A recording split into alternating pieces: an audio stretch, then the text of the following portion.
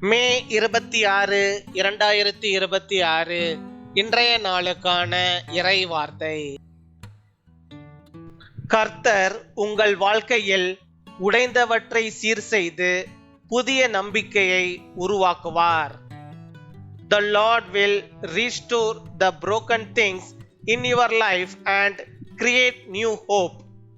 எரேமியா 30:17. Jeremiah chapter 30 verse 17. நான் உனக்கு ஆரோக்கியம் வரப்பண்ணி உன் காயங்களை ஆற்றுவேன் என்று கர்த்தர் சொல்லுகிறார். என் அன்பு சகோதர சகோதரிகளே, வாழ்க்கையில் சில காயங்கள் வெளியில் தெரியாது. உடைந்த இதயம், நிறைவேறாத கனவுகள், மனவேதனைகள், இவை அனைத்தையும் கர்த்தர் அறிந்திருக்கிறார்.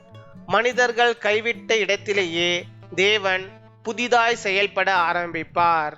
உங்கள் வாழ்க்கையிலும் மீண்டும் நம்பிக்கை மலரும். உடைந்த உறவுகள் சீராகும். சோர்ந்த இதயம் பலப்படும்.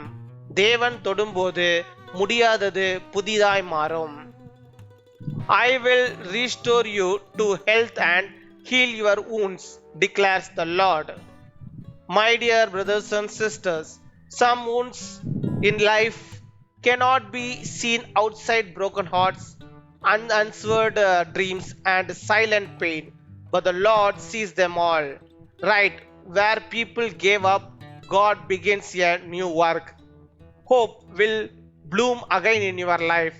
Broken things will be restored. A tired heart will become strong again. When God touches your life, impossible things becomes new. பின்வரும் ஜெபத்தை நாம் அனைவரும் சேர்ந்து சொல்வோம். அன்பான பரலோக தந்தையே, எங்கள் உடைந்த இதயங்களையும் வாழ்க்கையையும் சீர் செய்யும். எங்கள் வாழ்க்கையில் புதிய நம்பிக்கையை உருவாக்கும். நோயாளிகளை தொட்டு பூரண சுகத்தை அருளும். திருமணத்திற்காக காத்திருக்கிறவர்களுக்கு ஆசீர்வதிக்கப்பட்ட வாழ்க்கை துணையை அளித்தருளும். என்று பிறந்த நாள் மற்றும் திருமண நாளை கொண்டாடுகிறவர்களை உமது கிருபையாலும் சந்தோஷத்தாலும் நிரப்பும்.